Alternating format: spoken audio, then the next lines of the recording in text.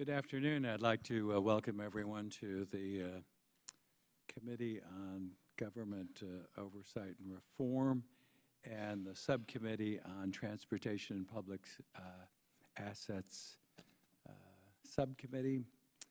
Very pleased to have you with us today. And today we're focusing our subcommittee hearing on some of the operations of the D.C. Metro, also known as WMATA. We've got a joint subcommittee hearing, and I'm pleased to help chair this subcommittee hearing, and we have our ranking member on our way, and we'll hear the order of business as well. Hear first from opening statements, and we'll go from side to side. Without objection, the chair is authorized to declare a recess at any time during the hearing. We do have votes at 6:30, so we'll try to proceed, make this hearing as succinct and direct as possible. But again, welcome everyone. So with that, welcome again, the ranking member, and we'll get started this afternoon. I want to first open with my opening statement, then we'll turn to the others, and then we'll go to our witnesses. So earlier this year, our committee held a hearing on the L'Enfant Plaza smoke incident that ended, unfortunately, and most tragically, with the death of a passenger and more than 80 others injured. Alarmingly, just last week, Secretary of Transportation Anthony Foxx held an urgent meeting with the region's top elected officials to discuss urgent safety issues that deal with our rail line. Secretary Foxx had said in calling the meeting, put simply, WMATA has not provided the level of safety that its riders and employees need and deserve. That's not what I said, that's what he said. So we meet here today not only to receive an update on the NTSB investigation into the incident, but also to review what Metro has done to address some of the safety concerns raised by numerous federal transportation agencies and some of the other pending issues that we've also been made aware of. Since our February meeting, the NTSB has held a series of investigative hearings on issues surrounding the L'Enfant Plaza incident, including the state of Metro's infrastructure, emergency response efforts, and its organizational structure. Although the NTSB has yet to determine the exact cause of the January incident, it has revealed that some electrical connections associated with the power supply to the third rail were improperly constructed and installed without what they call sealing sleeves. In fact, I think some of us who went down there got to actually see the power connectors and where they had arced. And my guess, having been in some of the development businesses, that water had seeped in and the system had shorted out. We'll hear from the experts a little bit and just a little bit on that matter. The NTSB told the committee staff that there were, in fact, thousands of these connections along the Metro system that, in fact, lack proper sealing sleeves. That raises many questions about the safety of the system, even as we're here meeting this afternoon, and that situation as far as safety is totally unacceptable. Today's hearing will also allow the committee to examine some other financial and organizational challenges that are facing Metro. The Federal Transit Administration recently initiated and completed its first safety audit of the Metro system, which was done under the MAP 21 legislation. This safety audit identified organizational deficiencies and operational concerns that significantly limit Metro's ability to recognize and resolve safety issues. We'll also hear about that. The FTA audit also found that Metro's financial problems are even more alarming than some of us had expected. We'll hear about that too today. FTA's financial audit identified serious material weaknesses. That term, material weaknesses, is in quote, and also significant deficiencies. That's also in quote, not my term, in its financial management system. Following this audit, FTA has tightened WMATA's access to grant funds. And unfortunately, we're going to hear about some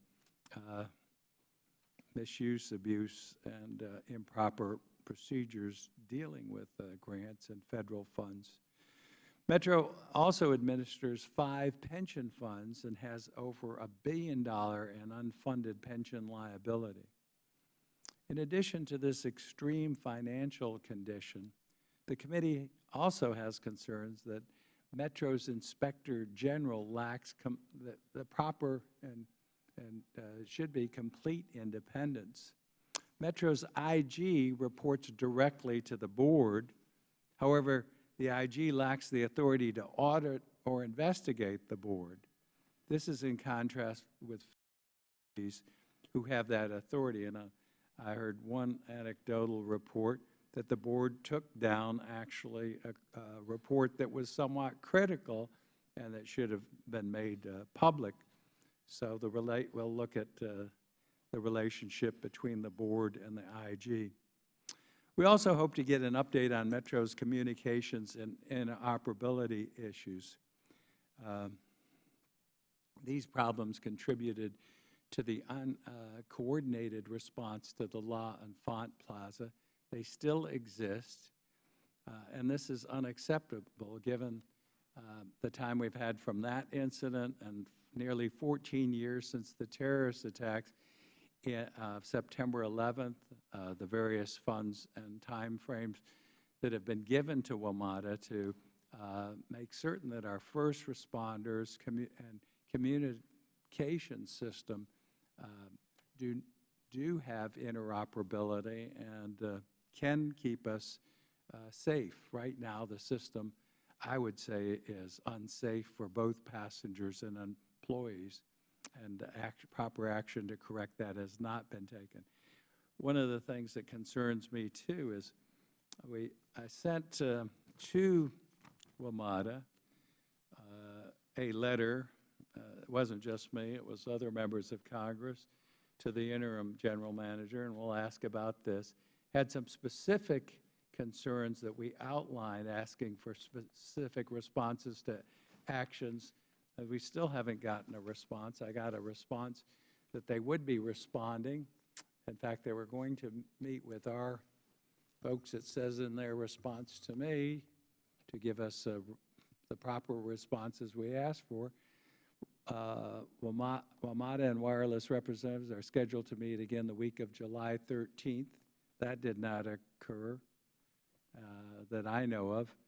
And we were supposed to get an update for our staffs on progress at that time, and we did not. So I'm very concerned, again, about some of the things that have been promised and not delivered.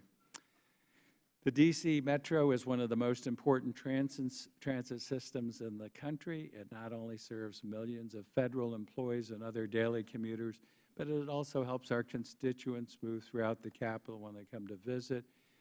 Center of business and commerce, diplomacy. So many people use the system, and again, we have many concerns and unanswered questions. I do hope that today's hearing will help us answer questions that I've raised and that millions of their riders deserve answers to, and the taxpayers also, and of course, most important, find out the status of the safety of the system. So with those comments, let me yield to our ranking member, Ms. Duckworth. Thank you, Mr. Chairman. Chairman Mica, Chairman Meadows, and Ranking Member Connolly, thank you for holding this evening's joint hearing to examine WMATA's efforts to implement key safety recommendations developed in the aftermath of the January 12, 2015 incident that injured more than 80 passengers and, worst of all, led to the tragic death of Ms. Carol Glover. Metro, as we all know, operates one of the nation's most important transit systems. It is vital that we act decisively to restore confidence in Metro, which connects our nation's capital and serves millions of tourists hailing from all 50 states and across the globe, in addition to tens of thousands of career civil servants. As Ranking Member Connolly noted at the February hearing, when Metro doesn't function, the federal government has to shut down. It is that vital. I also hope this committee's focus will extend beyond WMATA, as the challenges associated with the January 12th incident carry important transit safety lessons that extend far beyond the national capital region. For example, in my home state of Illinois, we are quite proud of the Chicago Transit Authority, which operates the second largest public transportation system in the United States and boasts an average daily ridership of 1.7 million riders. Yet, just like WMATA, CTA faces the daunting task of maintaining efficient operations on a massive, aging system, all without sacrificing passenger safety and convenience. As Ranking Member of the Transportation and Public Assets Subcommittee, I am particularly interested in examining the effectiveness of the Federal Transit Administration's efforts to improve mass transit safety. It remains unclear why FTA did not effectively implement the now prophetic 2007 NTSB recommendations that explicitly directed FTA to inform all rail transit agencies about the circumstances of the July 11, 2000 incident in Chicago, and urge them to examine and improve as necessary their ability to communicate with passengers and perform emergency evacuations from their tunnel systems, including the ability to identify the exact locations of a train, locate a specific call box, and to remove smoke from their tunnel systems. Remember, this happened 6 years prior to 2012. The FTA had more than 7 years to ensure that all rail transit agencies were not only informed of the 2006 Chicago electrical arcing incident, but more importantly, took action to examine and improve their ability to communicate with passengers, locate stopped trains, and use ventilation systems to remove smoke from tunnels during arcing incidents.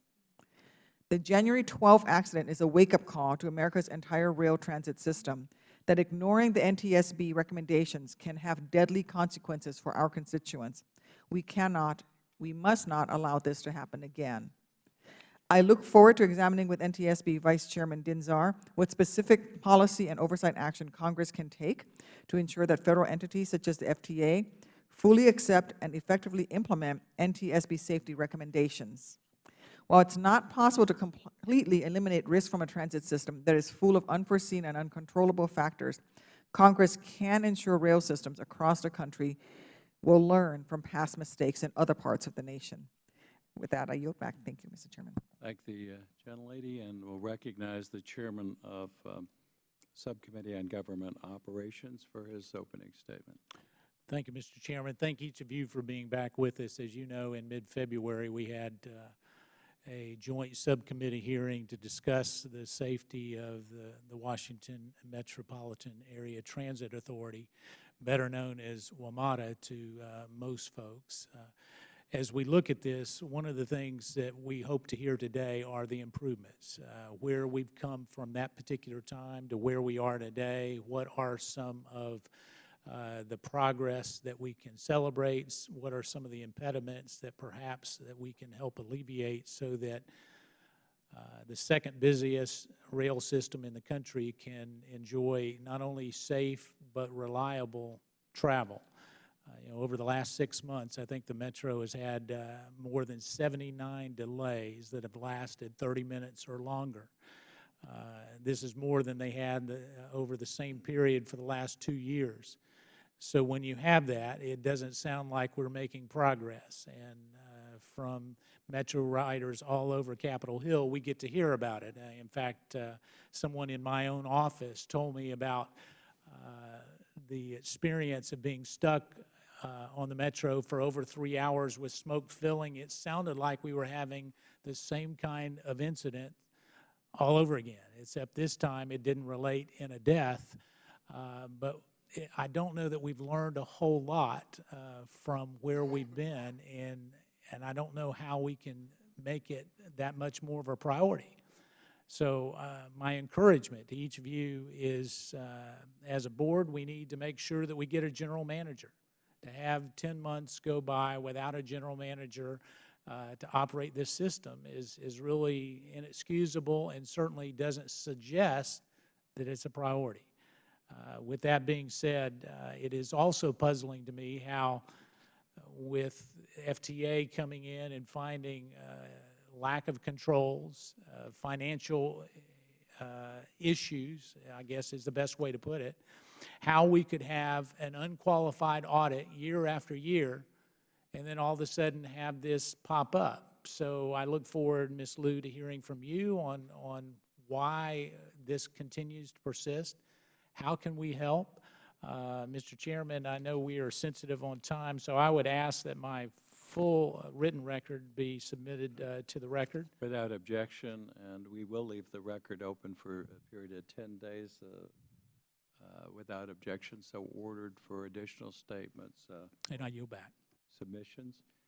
Now, to the ranking member of the Government Operations Subcommittee, my old buddy, miss you, Mr. Conley, but I've got Ms. Duckworth, who's She's a lot better looking. now I got, yeah, she is. Not There's bad. no question about that. You're right, gentleman from Virginia is recognized. I thank you, Mr. Chairman, and I thank the ranking member, Ms. Duckworth, and I thank my friend, Mr. Meadows, the chairman of Government Ops, and welcome to the panel.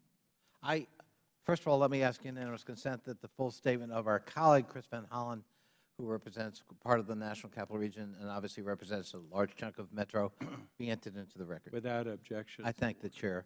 I also will enter into the record my full statement, and in the interest of time, I'll try to be very succinct. I, as a longtime supporter, promoter of Metro, somebody who served in a local body here that paid the bills, somebody who staunchly supported creating a Blue Ribbon Commission to have a dedicated source of revenue, somebody who appointed Fairfax County's representative to the Metro Board, somebody who has fought any encroachment on our ability to have a viable, vibrant, up-and-running, functioning Metro. I think we've arrived at a point where there are now 3 crises that have to be managed and can't be ignored. There's a crisis in management and leadership.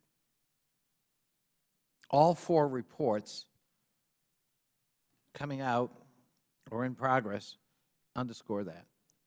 Can't have temporary leadership forever. You can't have public bickering about one or the other in major attributes we expect to be combined in a leader. It can't be just a choice of, well, we want a fiscal manager who's a turnaround agent and apparently not somebody necessarily well-versed in operations, when we've got all of the problems we've got that clearly fall on the operations side. We need both. We need to be able to walk and chew gum at the same time, and we need leadership that can do the same. We have a crisis, second crisis, frankly, in commuter and stakeholder confidence.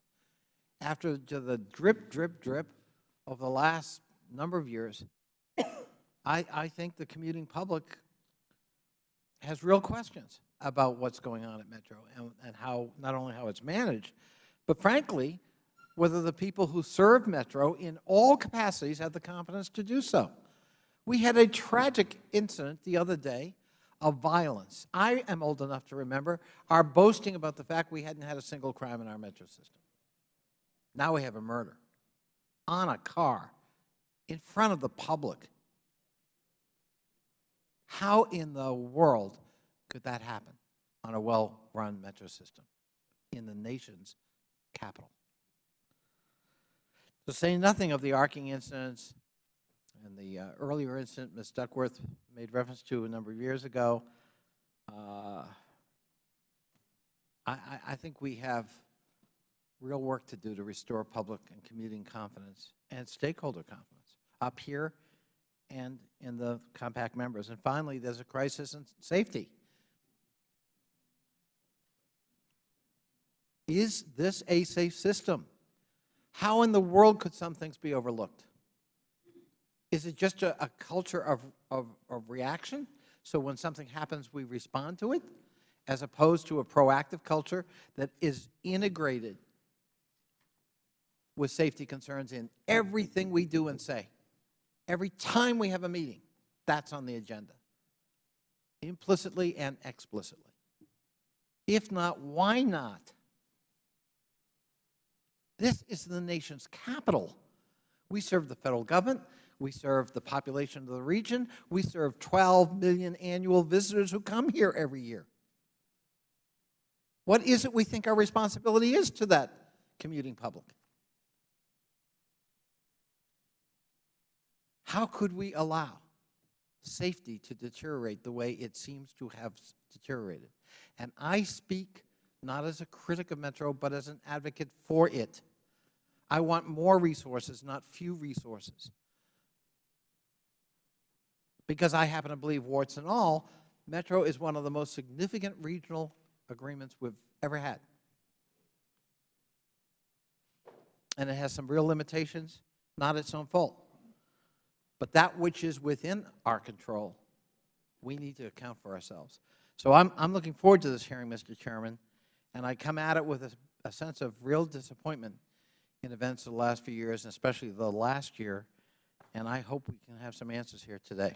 Thank you. Well, thank you. And while we normally limit to the opening statements and we're pressed for time, I do think it's appropriate, with your indulgence, ranking members, that we allow Ms. Norton, if she wanted to make a statement at this time.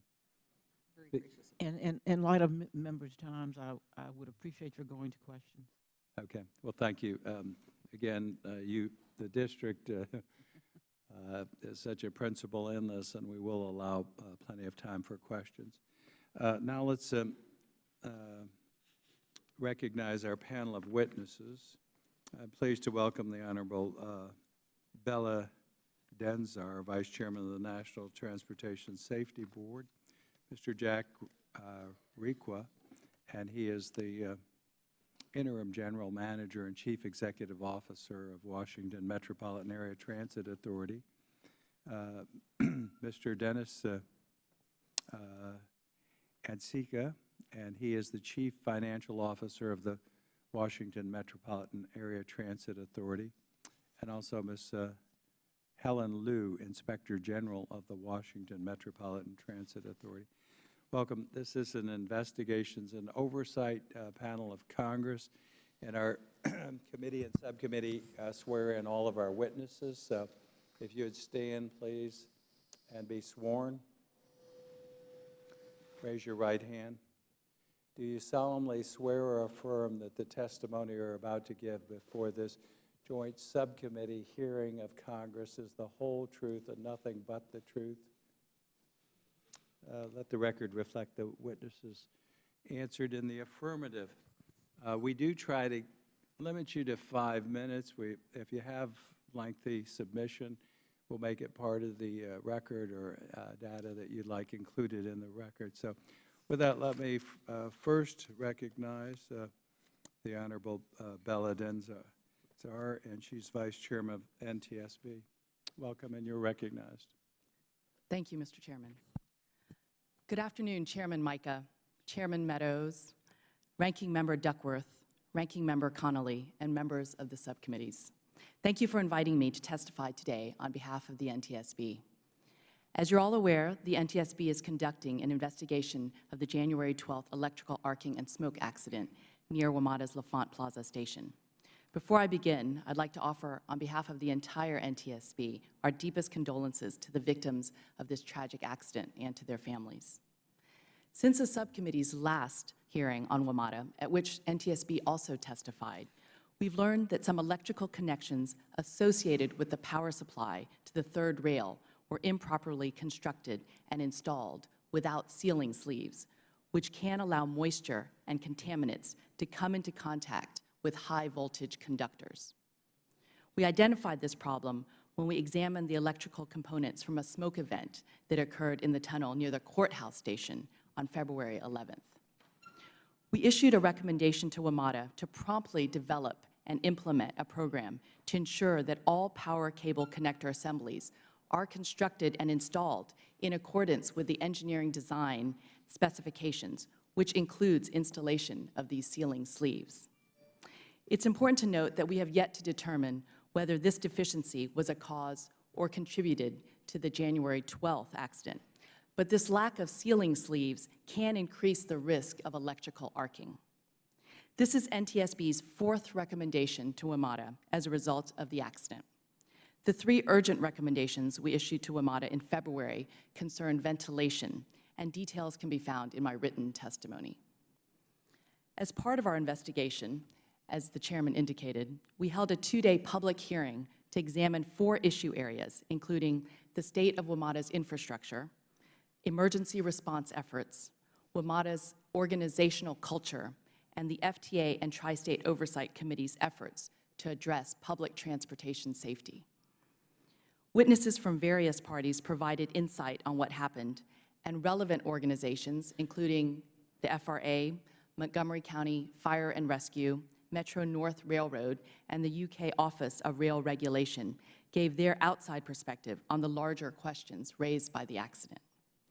During the hearing, we focused on communication from the frontline employees to the top-level executives and across the different departments within WMATA. Interviews with the WMATA employees who were involved in the accident, taken together, demonstrated a lack of communication across the organizational units. We also heard testimony about communication challenges between local emergency responders and WMATA.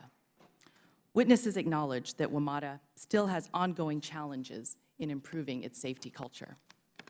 The hearing also focused on the role of the Tri-State Oversight Committee, commonly called the TOC, and its ability to oversee WMATA's operations. We learned that the FTA does not have regulatory programs providing boots-on-the-ground inspectors to assure compliance. Also, we heard that the TOC has extremely limited resources and authority to oversee WMATA's daily operations, as well as long-term improvement plans.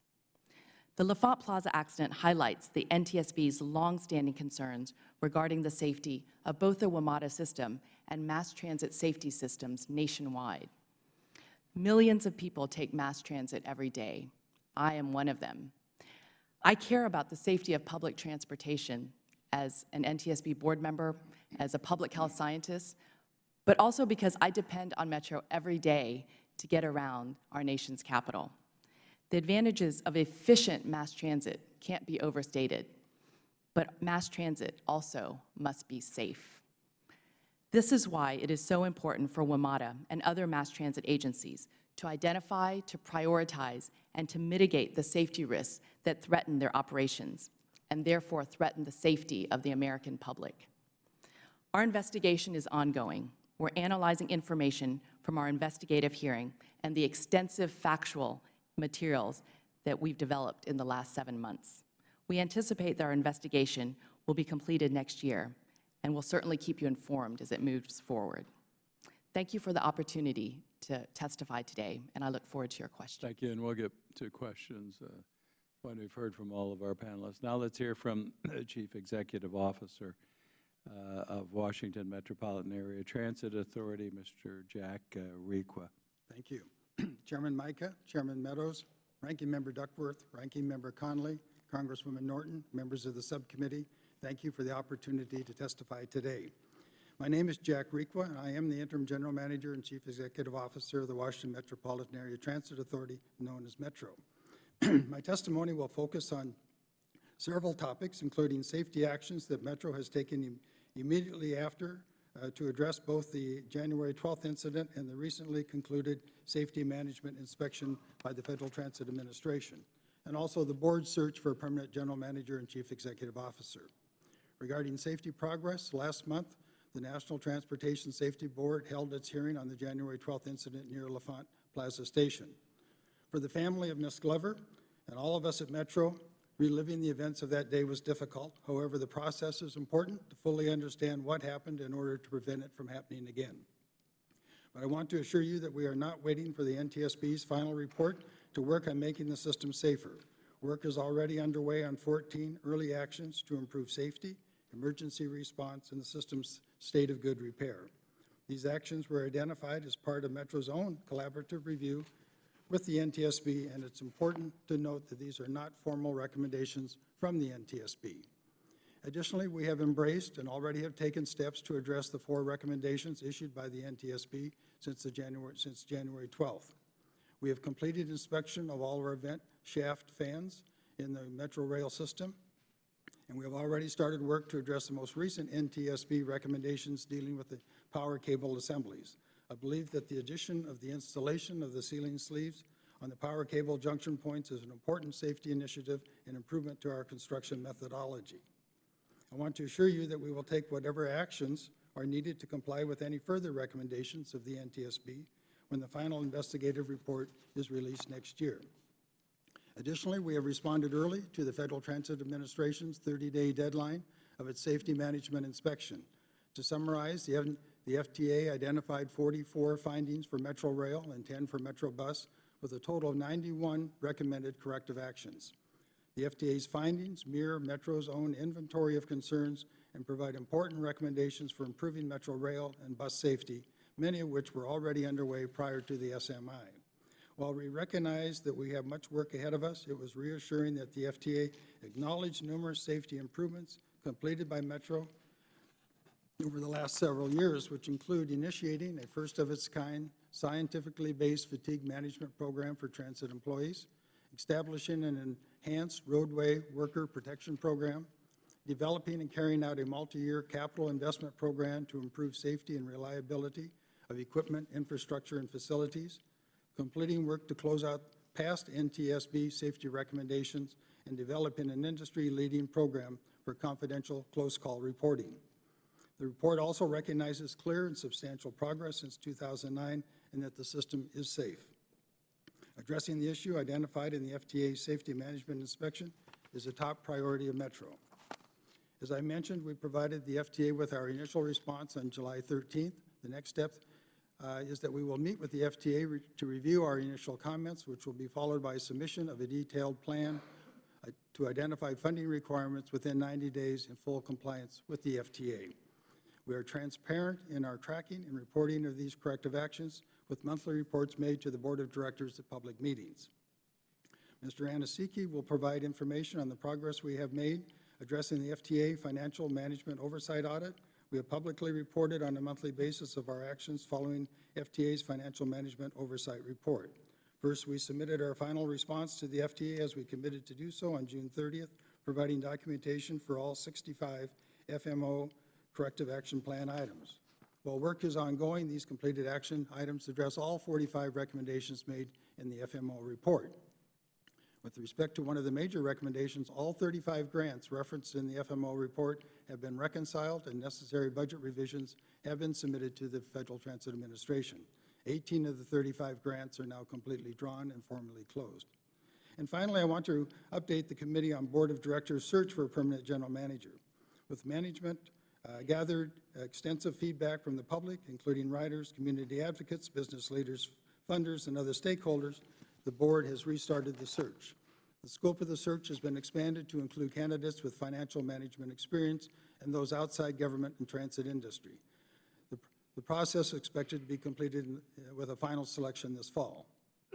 In conclusion, Metro's attention to safety has been continues to be unwavering. While we have made progress, recent events remind us that we have more work ahead and must remain focused on not only continuing improving our systems and processes, but on investments in equipment, infrastructure, people, training, and tools that are necessary to deliver an even safer system daily.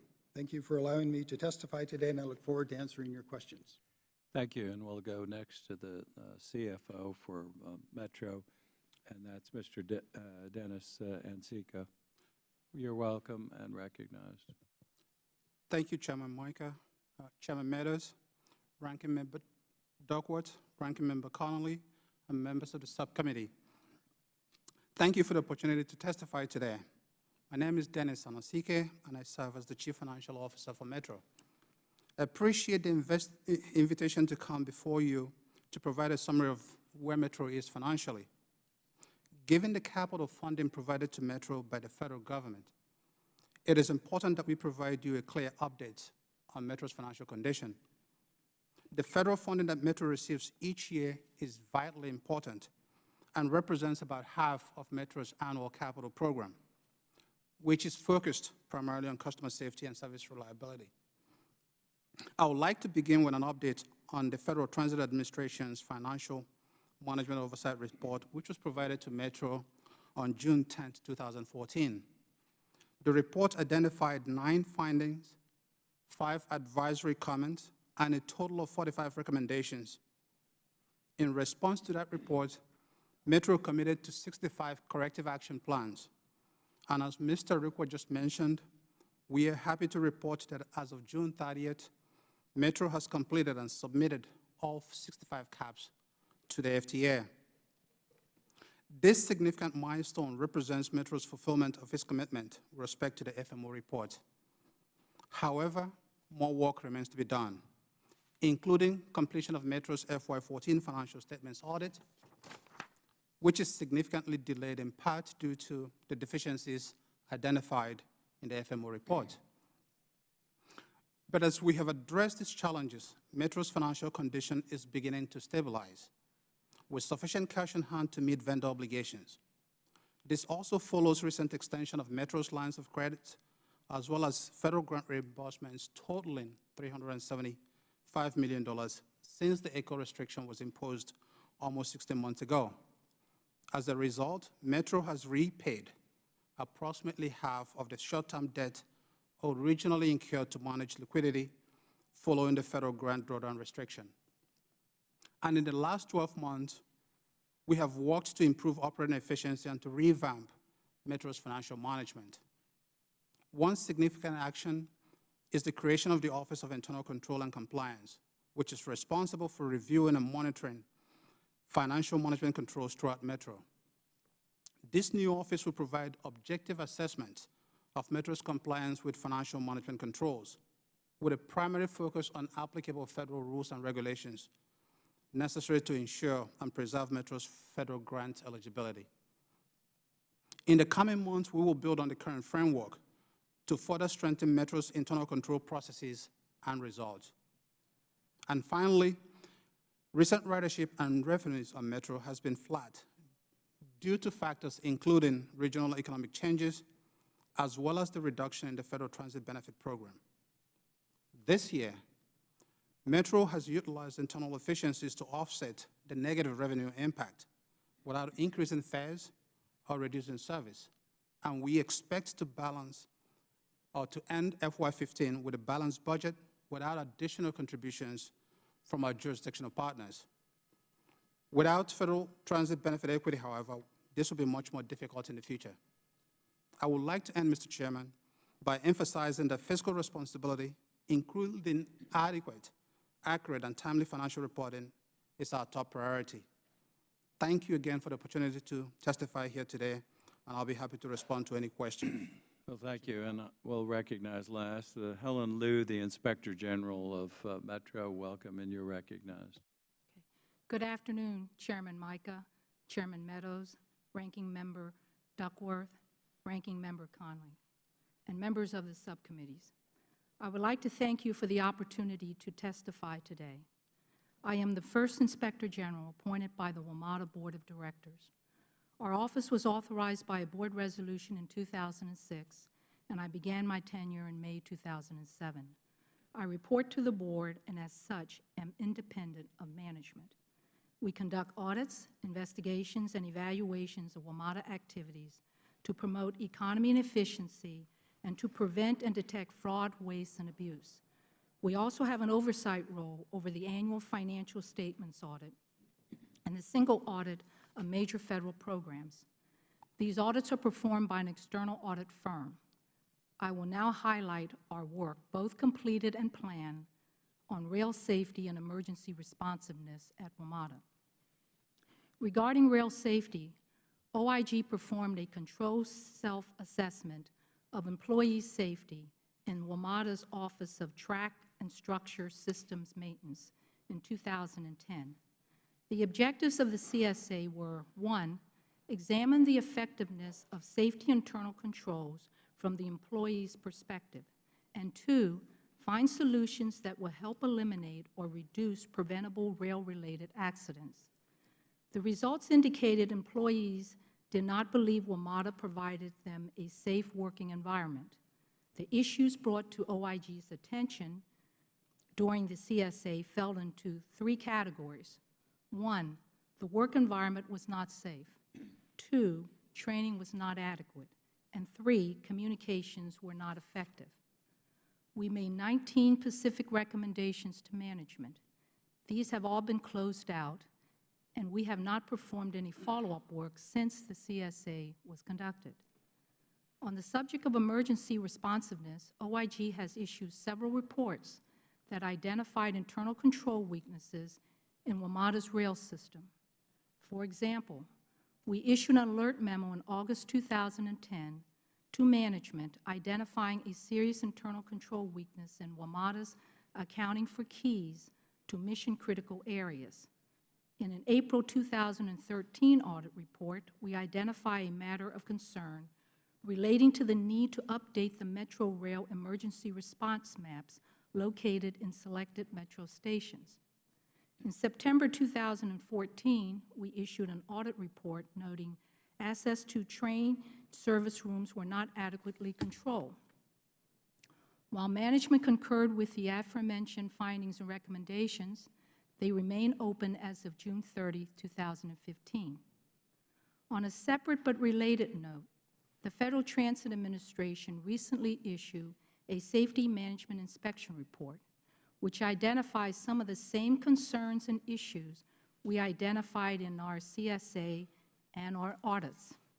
These include inadequate rail operation control center staffing and procedures, ineffective training, system-wide management issues, and emergency preparedness.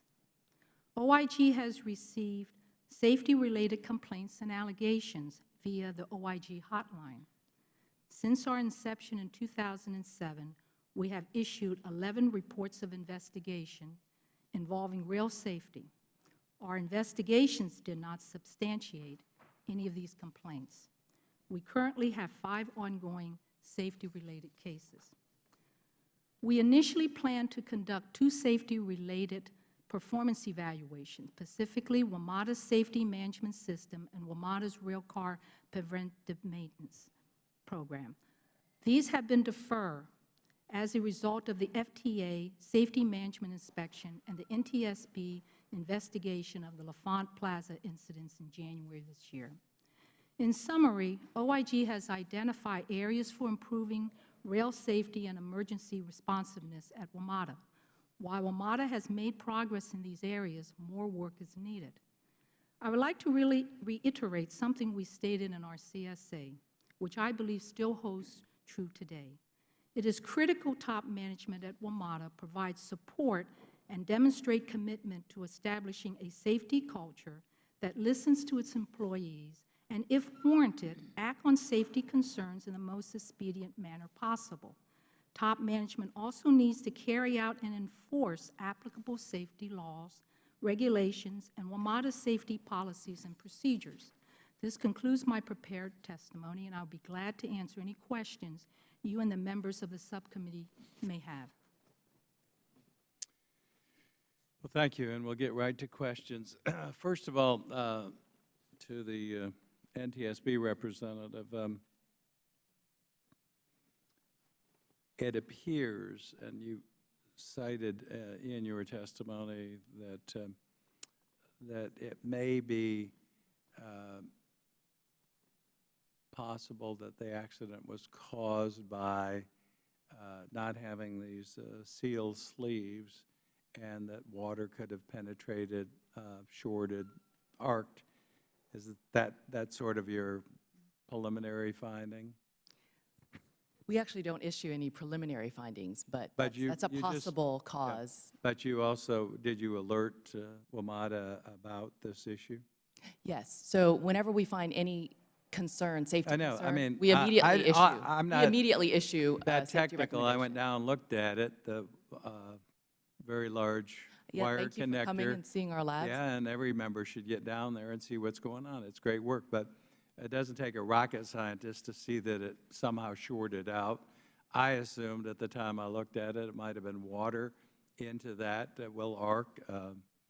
and you can have smoke and whatever happened there. I don't want to conclude that that's that, but that is a safety issue. It appears that the covering was destroyed and possibly penetrated by water. There are 1,000 of these connections, I understand, in the system. And have they all been inspected, Mr. Yes, Mr. Chairman, following the comments by the NTSB, we inspected all of the connections within the system. We've prioritized those that we feel need to be addressed in a priority order. We are taking actions in that. The other thing that would concern me is if they're in water. I mean, I think these sat in water, and I don't know the condition if they inspected them to see if they were in. If they're sitting in water, the likelihood of it penetrating and this somewhat possibly defective casing would be a concern to me. So they have been inspected. They have been inspected. Okay. And has anything been done about the seals? The seals are being installed. In fact, on the Silver Line extension that opened just about a year ago, these sealing boots were incorporated into that construction program. And the fans, also we had problems with the fans. Fans have been fully Okay. The other major concern is they just showed me a tweet or something of one of the stations with people packed in there like sardines. Now, if you have an incident in the station, some years ago, we did install communication, so cell phones and communications worked in the station. But it's taken years, and we still don't have in the tunnels. That's where this accident occurred. They could not communicate in the tunnels. That's still the case, isn't it? From a cell phone standpoint, there still are But there was still inoperability and lack of the ability to connect communications from the train. The power went down, I guess, and but there was lack of communications. There was no issue with communications between the train operator and our control center with our employees or with our Metro Transit Police. There was issues with the first responders. But does that situation still exist? No, immediately after the event, we found the solution and fixed the problems with the district's fire department for their radio system that does now work. So you don't have cell service in the tunnel. In the tunnel. That's correct. But you do have emergency service that will work. Yes. Okay. The first thing we have to be concerned about is the thousands of people that are there. We're fortunate that was a limited, I mean, that there weren't 80 deaths. It's horrible to have one, but our responsibility, and we've put a heck of a lot of money, probably more than any other system in the country, federal money into this system. And I actually don't have a problem with it if it's well-managed and spent. Okay. Do we have an agreement with the cellular companies how to proceed to do the installing in the tunnels? We've been negotiating. Do we have an agreement? No. Okay, we don't have an agreement. And not only did I write you, we had a whole bunch of members write you and asking again that we move forward with that. We've had at least one meeting, and then I was told in your response there would be a meeting on the 13th. That didn't take place? No, the meetings have been going on a weekly basis. But there was no meeting on the 13th. There was a meeting last Friday. That was the last Well, there's meeting. no report to our staff. Did our staff get a report? And I was told that we would get a report. I believe there was a verbal report. We're not being kept up to date. We don't have an agreement. I want an agreement. I'm really just tired of this. And the cellular companies have been jerked around. I was in the cellular business. I go down there and connect the damn thing. I don't know if I could do that, but I'm telling you, it's not that complicated. They pay for most of it. It's access that I've heard is part of the problem. But we want an agreement. The final couple of questions here. Would my friend yield for a second on that? Yes. Just to reinforce your point, it's my understanding that in some cases, access has been denied the would-be providers for clearly what are ancillary reasons, including the washing of windows on rail cars. And I'm thinking, well, who prioritizes what? And clearly, having access underground, it seems to me, for customers, especially when there's any kind of incident, would be a priority over washing windows on cars. Well, I again, thank my friend for yielding. I have begun to take some steps in appropriations and other measures. I have a lot of support, even from some of the members from the affected jurisdictions. But if we don't get some of agreement to get this done and something in writing, by the time I get back in September, I guarantee you the fur will fly, and I'll have a lot of support for that. Again, I just don't know what other means to use. Then finally, I become very concerned with the FTA Financial Management Oversight Review. And this is just what it says here. It criticized Metro for handling federal funds, such as improperly awarding millions in no-bid contracts, charging expenses improperly to federal grants, and skirting contract rules. Does the financial officer wish to respond to these criticisms? Chairman Mica, those observations were accurate, as reported by the FTA. Since last year, with the release of that report, we have taken steps to address those at several levels. At the policy level, there are a new set of policies that guide both the award of contracts as well as with respect to grants, applications, and management. Okay, and you've told me that you responded to a number of those criticisms. Do we have that in writing?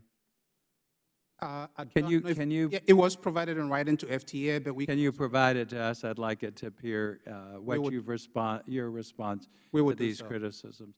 I want to give the other members time. Finally, let me say the other thing is I'm a strong advocate of the private sector.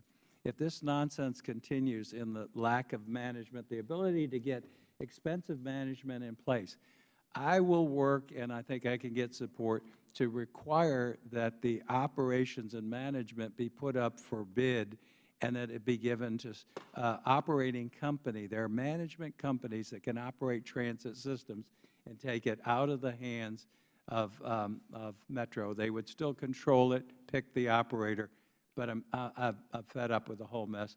Let me yield now to the ranking member, Ms. Duckworth. Thank you, Mr. Chairman. I'd like to take a federal view at this. Ms. Dinh-Zarr, I noted at the outset of this hearing, I believe that the implications of the January 12th incident extend far beyond the national capital region and carry critical lessons for mass transit agencies across the country. As NTSB itself recognized in its 2015 Most Wanted list, making mass transit safer is a national challenge facing all major transit systems, be it WMATA or CTA or the Metropolitan Transit Authority. And that's why I'm so concerned by your testimony this evening, where you noted that during NTSB's recent investigative hearing that you learned that FTA does not have regulatory programs providing boots on the ground inspectors to assure compliance, similar to how the FRA and the United Kingdom assures safe transportation.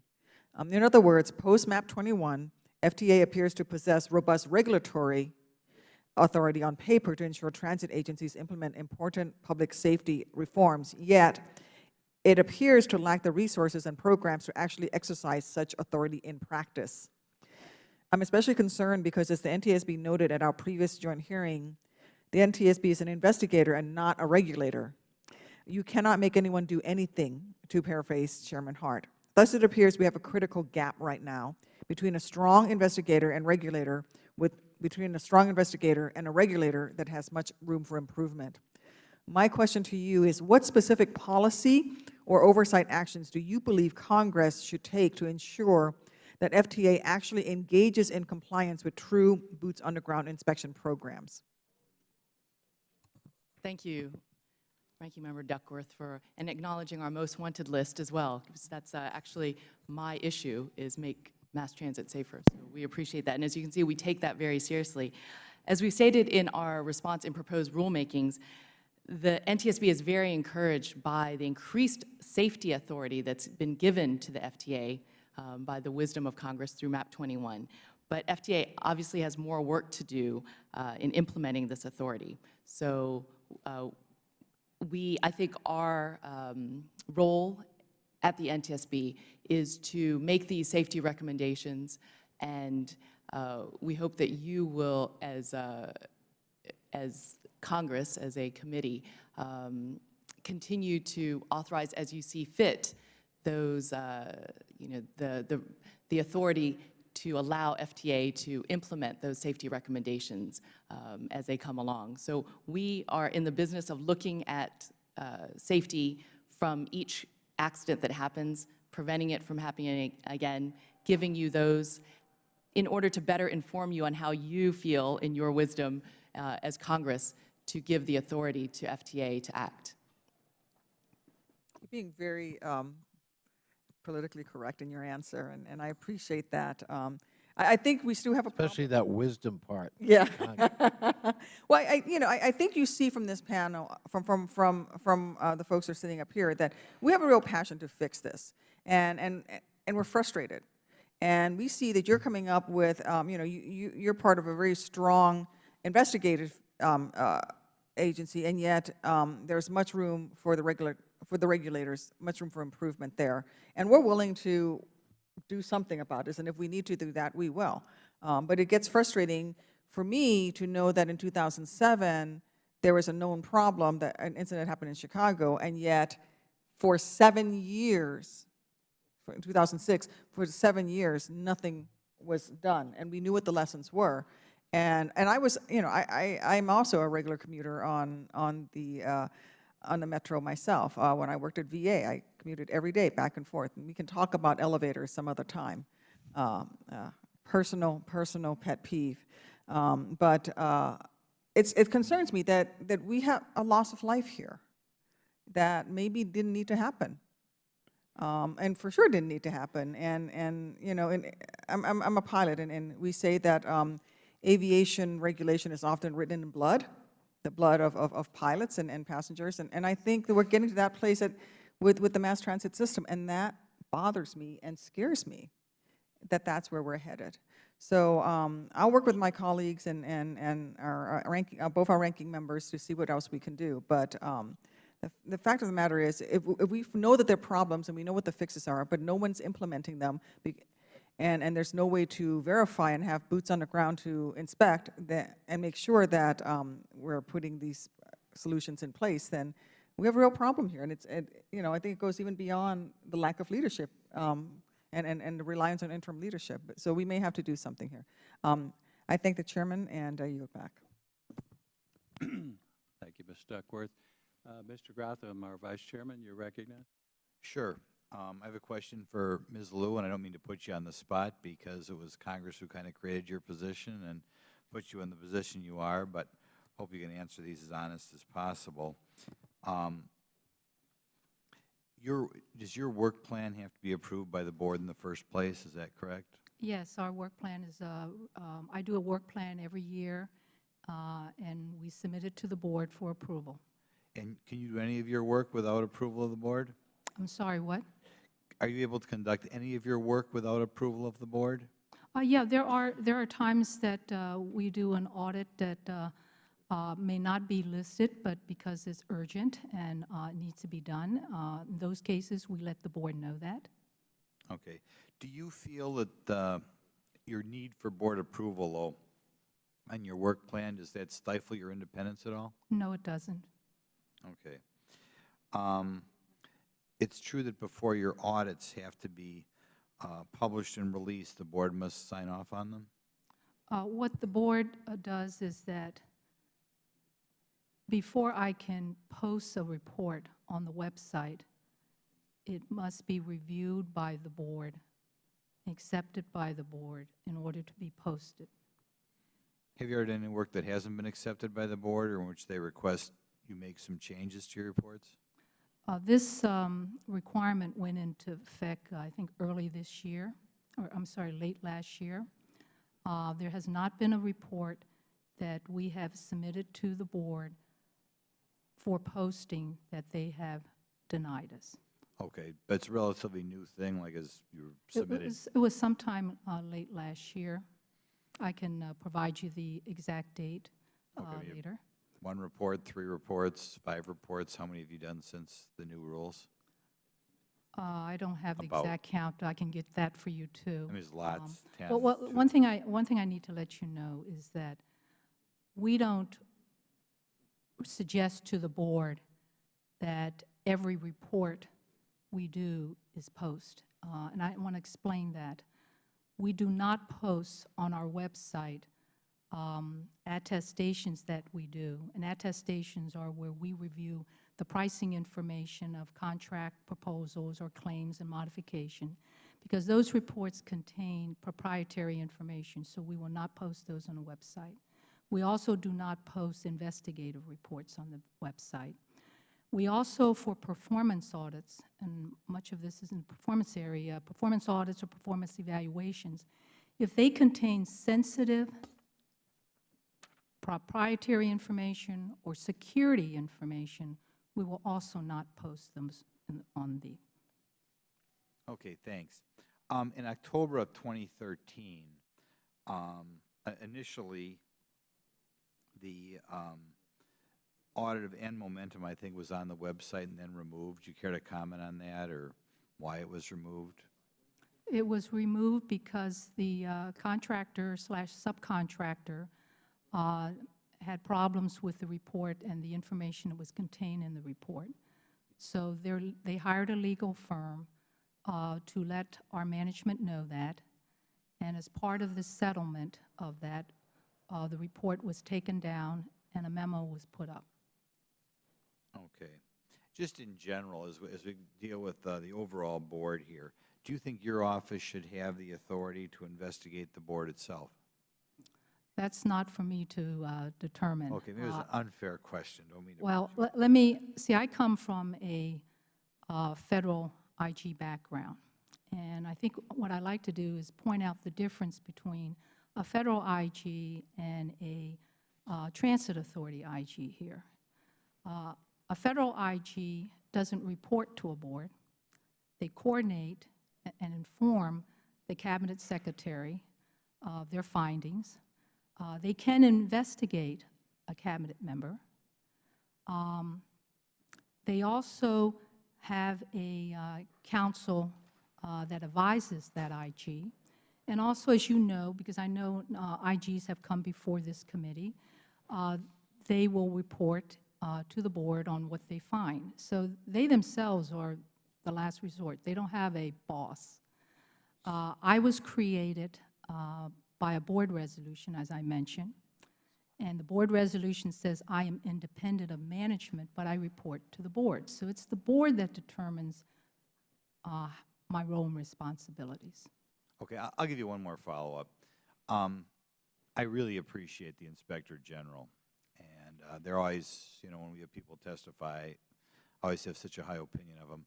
Obviously, you as a creation of Congress are a little bit different breed here, as you pointed out. Do you think your office would be at all more effective if you were set up more like the federal IG?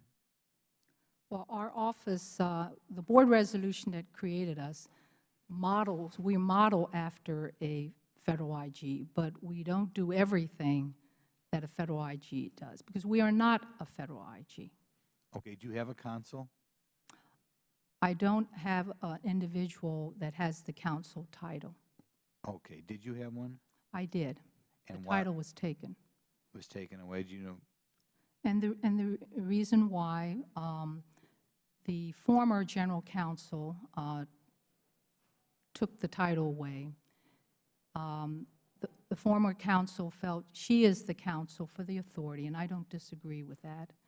She felt that certain employees or individuals that we may be investigate or call in for an investigation may see my assistant IG for investigation, misinterpret that when she wears that hat, that she has client-attorney privileges. And because of that, they may think that when they share something with her, it stays with her. But oftentimes, when my assistant IG for investigations interact with an employee or a contractor or whatever, they're wearing the Assistant IG for Investigation hat. But not all people understand that clearly. Thank you. Okay, thank you for letting me go over. Thank you. And Mr. Conley? Thank you, Mr. Chairman. Mr. Requa, in delineating what you were looking for in a general manager, you seemed to emphasize financial management. I didn't hear the same emphasis on operations and safety. Was there some reason for that, or? The selection of the Please speak into the mic. We Yeah. can't hear you. The selection of the new general manager is the responsibility of the board. So I'm just reporting on what they have issued as their direction going forward in the next selection process. So are you telling us the board has decided to put financial management above operations as a priority or a characteristic in candidates? I'm not saying that. My understanding is that they are looking for somebody with strong financial background, somebody that has management experience and does not necessarily have to be in transit or in government. You are aware of the fact that was a dispute among the compact members. I mean, there's no secret about that. I understand that, yes. And are you telling us that dispute got resolved in favor of financial management over operations? I think that's a better question for our board of directors. Well, Mr. Chairman, I would ask unanimous consent that we receive a statement of clarification from the Board of Directors of Metro. I mean, after everything we're talking about, after 4 studies going on, the idea that we wouldn't put operations as central to the mission of a new general manager boggles the mind. I ask unanimous consent, Mr. Chairman. Well, I'd be glad to work with the gentleman on both sides of the aisle to put that request forward. I thank the chair. Dr. Dinsar, in the NTSB interviews following the January 12th accident, there was reference to a lot of siloing, that the right hand didn't seem to know what the left hand was doing all too often within Metro. Do you want to expand just a little bit about what you meant by that and any sense of that improving? And by the way, what could be wrong with that? Thank you, sir. Thank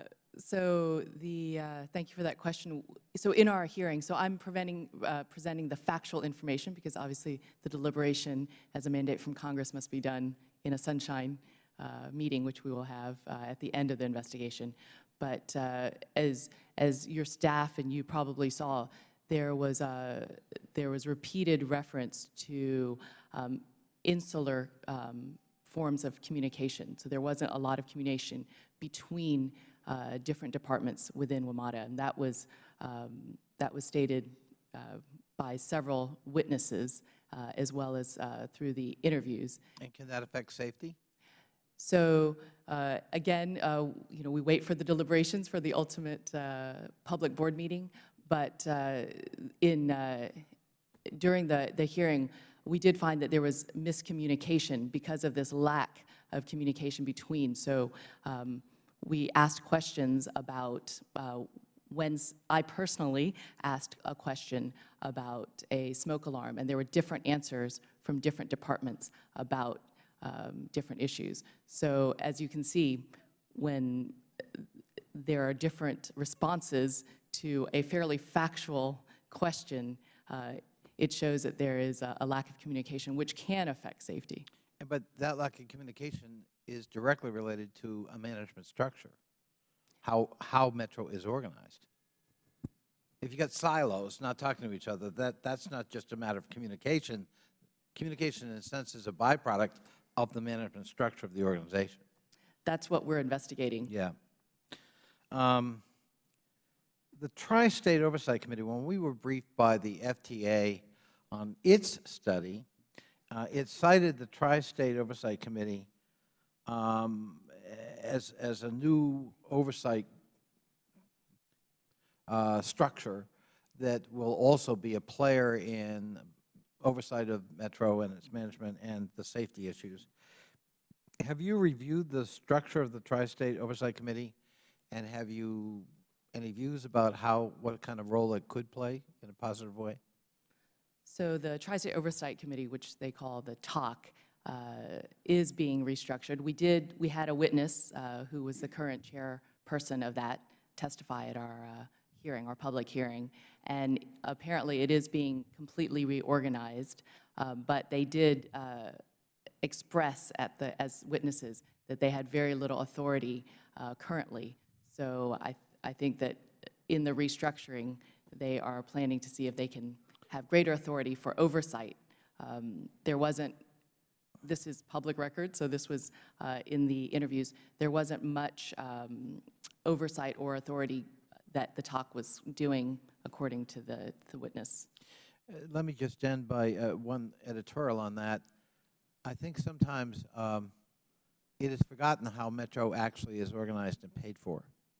We have 3 compact members, but in Virginia, unlike Maryland, the localities pay the bills. The localities pay the subsidies, not the state of Virginia. And yet, time and time again, when Virginia is represented, it's out of Richmond, appointed by the governor. He can have all the appointees he wants if he'll pay the bills. But it's Fairfax and Arlington and Alexandria that pay the bills. And it is very frustrating on the Virginia side of the river sometimes that this is not always taken into account. Whereas in Maryland, Annapolis pays the bills, and that's fine, great. And of course, the federal government doesn't provide you any subsidies, operating subsidies. And so we really do need to get the structure right if we're going to have meaningful oversight, that the stakeholders on the Virginia side are up here, not down in Richmond. Thank you. My time is up, Mr. Chairman. Thank you, Mr. Conley. Ms. Norton. Thank you, Mr. Chairman, and I thank you for this joint hearing. I just want to indicate that the region has lost no time, both after the smoking incident and the financial concerns, and I appreciate that our committee has lost no time. But I do want to go on record as saying that in all those hearings and meetings, there has been no evidence that Metro itself is unsafe. And I do not think that is that is the message we should send concerning Metro because of deficiencies that have been found. I do say this, that if Congress cuts $50 million from its capital funding, much of which will go to the 7000 series cars, which came into play in the 2009 incident, then we can be assured that we are moving toward unsafety. Mr. Anasike, you've been subject to a number of studies. One was, of course, a GAO study, and as I understand it, the GAO has found that WMATA was on track to address its remaining recommendations, and that by June 30th, it expected it all to be done. Have you addressed those recommendations? Did you address those by June 30th? Yes, Congressman Norton. We did include those in our June 30th submissions. Well, that's the predicate to this question. The federal, I must say to you that I'm interested in WMATA doing better. I'm not interested in punishing WMATA to the point that there is a federal, that there is a fare hike. Now, the Federal Transit Administration is not here. Mr. Requa, Mr. Inanowski, but what they have done is to take Metro back for good reason to the 20th century and had it do its reports, its financials by hand. And I understand it's done that for at least a year. WMATA concurred in the FTA recommendations, but it's had to seek additional lines of credit. At the last hearing, I asked if there would be a fare hike, and the board chair who was here said he was doing everything he could to see that there would not be a fare hike. Now, if WMATA has met the GAO recommendations as of June 30th. If for a year it has been doing its financials because those were not in order, manually, has WMATA asked to be relieved of this manual reimbursement process, which obviously is going to mean more short-term loans and more interest and the rest? Have you asked to be relieved of that, and don't you think you've done enough to be relieved of it? As we Both of you, I asked that question. As we understand the process, once WMATA submitted its compliance items to FTA, FTA then will embark on a process of validation. We have been working aggressively with FTA to undertake that exercise. Mr.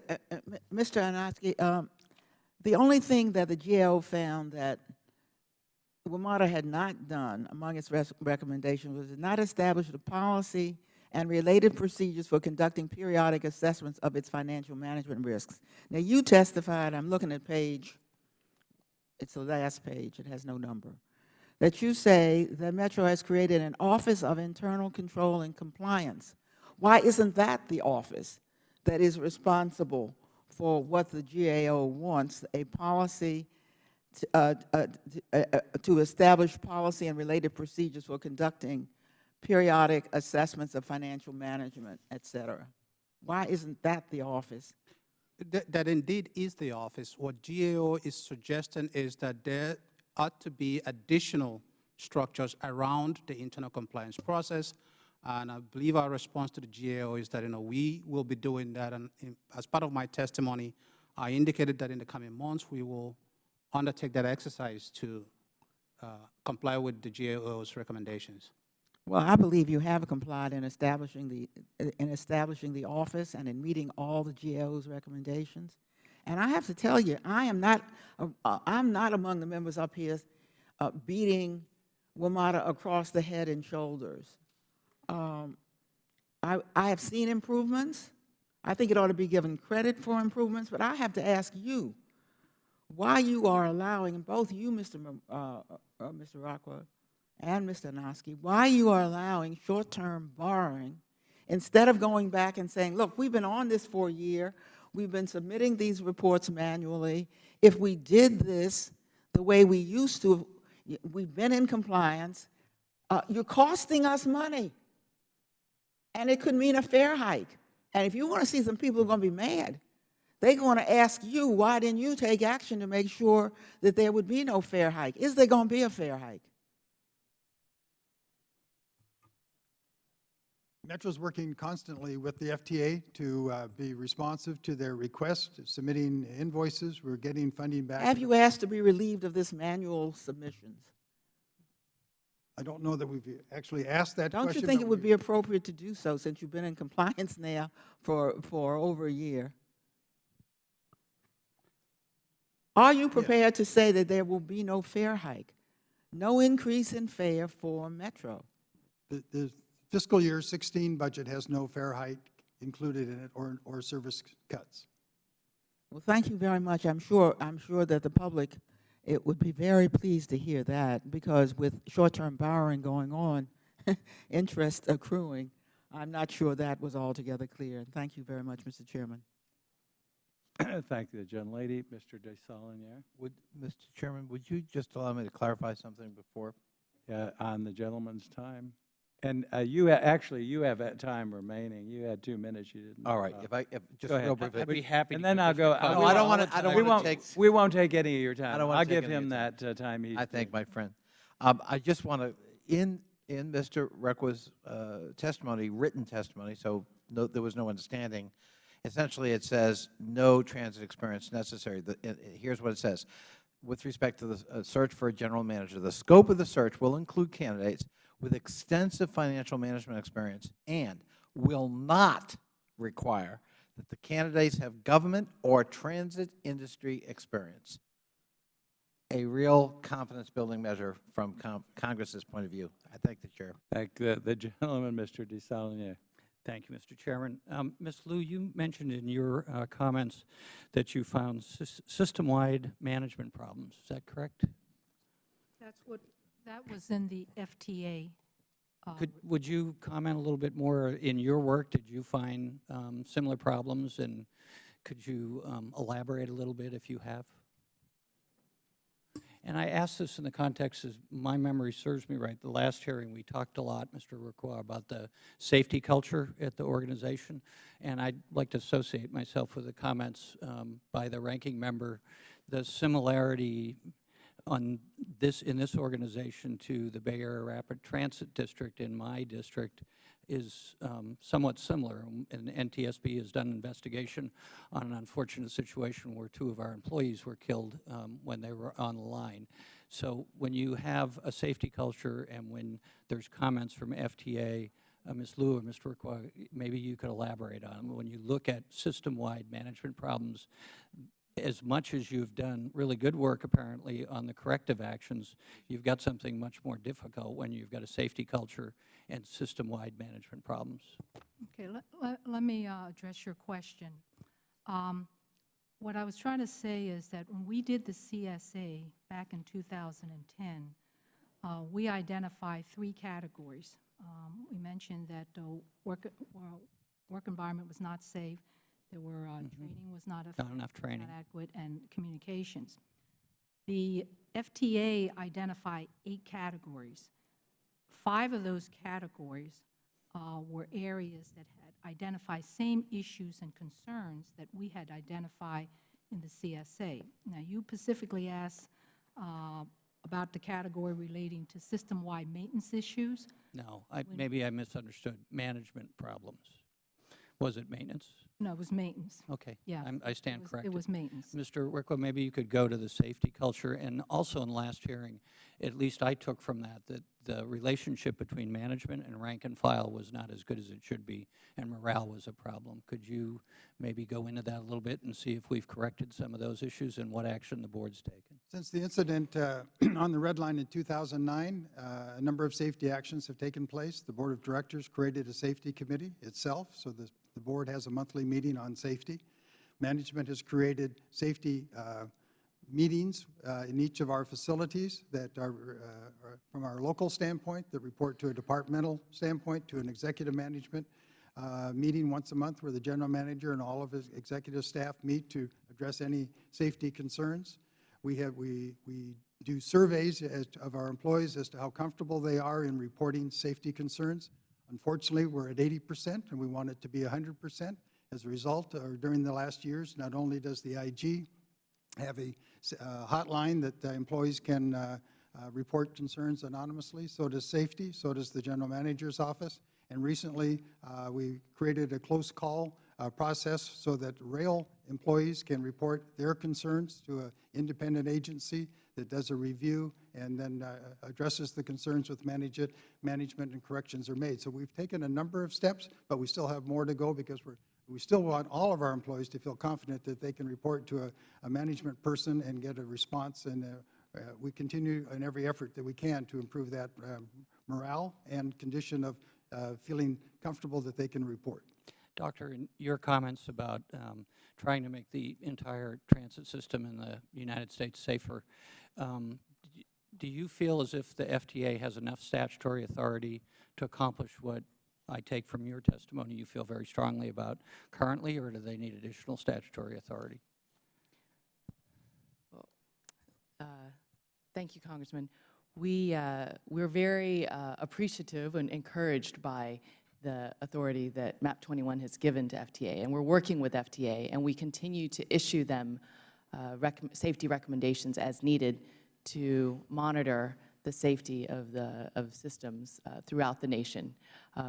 But our role is really to issue those, and we leave that to you to decide what type of authority that they can have in order to have greater or lesser oversight as you see fit. I'll try another panelist then, Mr. Requa. Do you think they have enough authority to help you in lessons learned in other parts of the country or lessons learned here that they can carry to other parts of the country in terms of best practices when it comes to safety culture?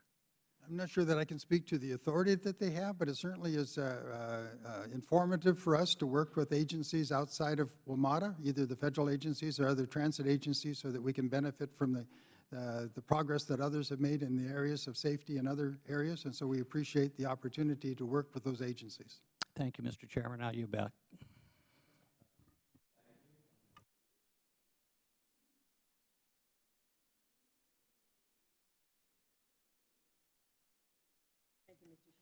Thank you very much, and I'm sorry I was late. So some of my questioning may be a little bit naive here.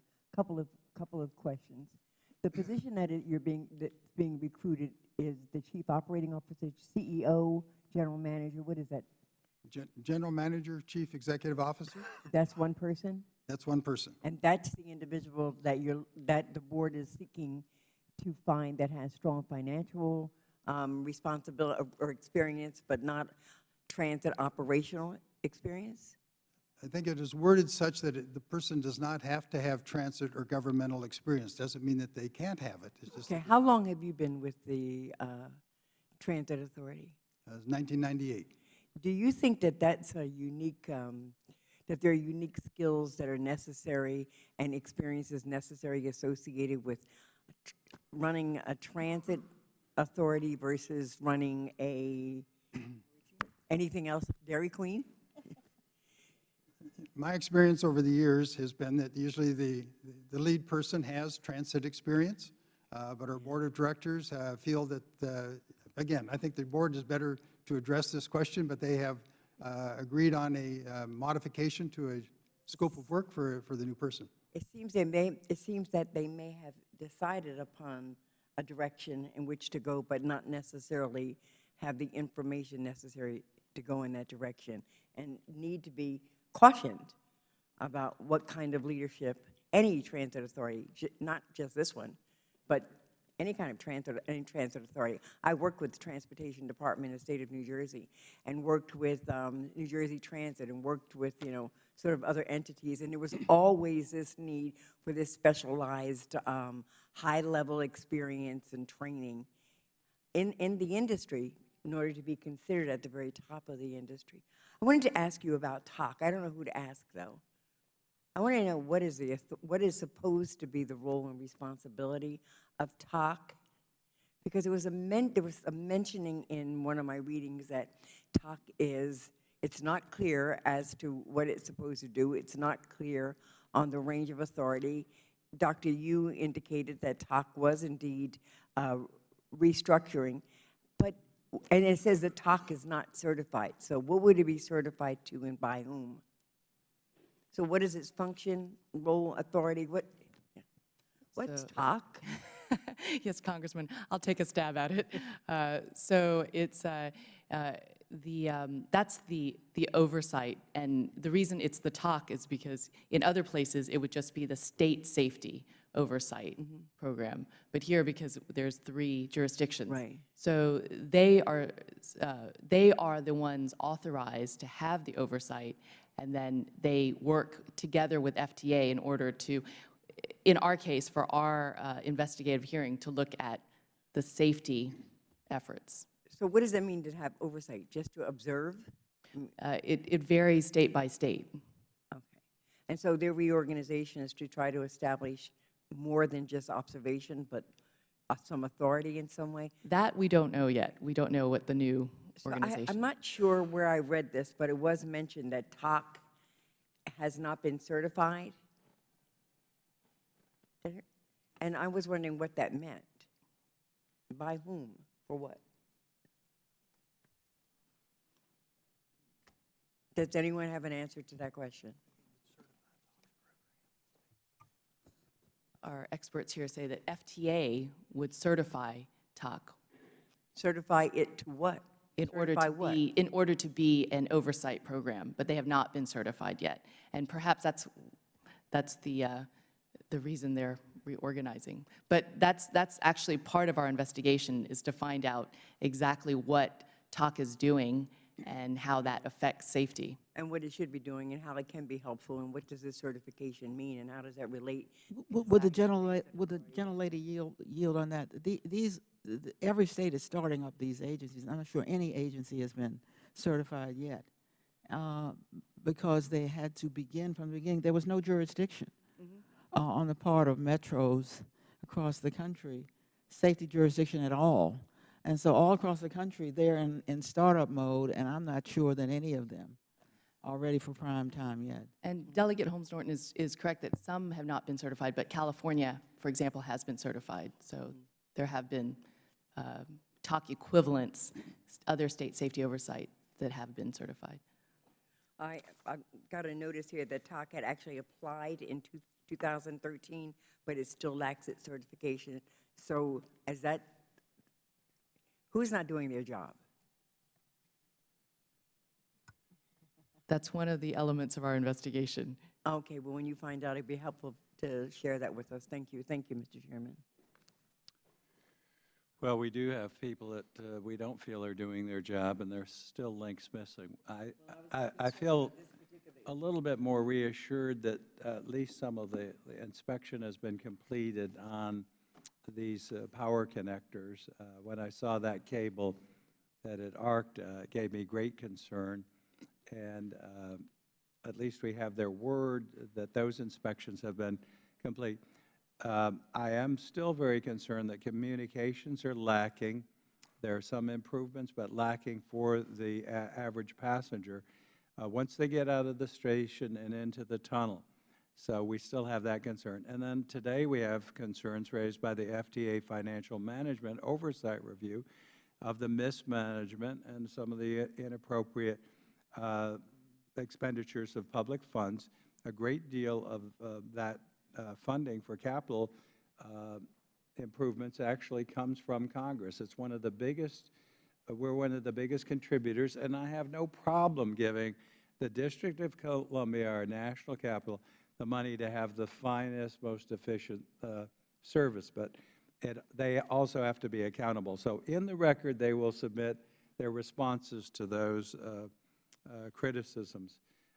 But we want to make certain that this system is safe and well-run and financially responsible. And we'll work with everyone to do that. And I say if that doesn't happen or we don't feel it will happen, two things can happen. We will come back and we'll revisit the funding because members are, it's the only handle that we have. And then secondly, I'll look at possibly imposing a requirement that the management and operations be put up for tender and that we get the best deal for the taxpayers and the best system possible. So did you want to put that up? Have you got the, they've been tweeting me since I finished my remarks of some of the, this is live from, which is it, which station? L'Enfant. But millions of passengers every week, and we've had almost 1 million in a day use our system, and it should be well-run, efficient, and safe, and we'll make certain that it is in that order. We do leave the record open. We'll leave it open for an additional 10 days. There will be additional questions. I have unanswered questions from members of Congress who wrote WMATA, and we expect answers to those in the next 10 days. And any other questions that are addressed to the panelists, I thank you for coming today. I thank the members for participating. There being no further business before the subcommittee, that joint session of the two subcommittees is adjourned.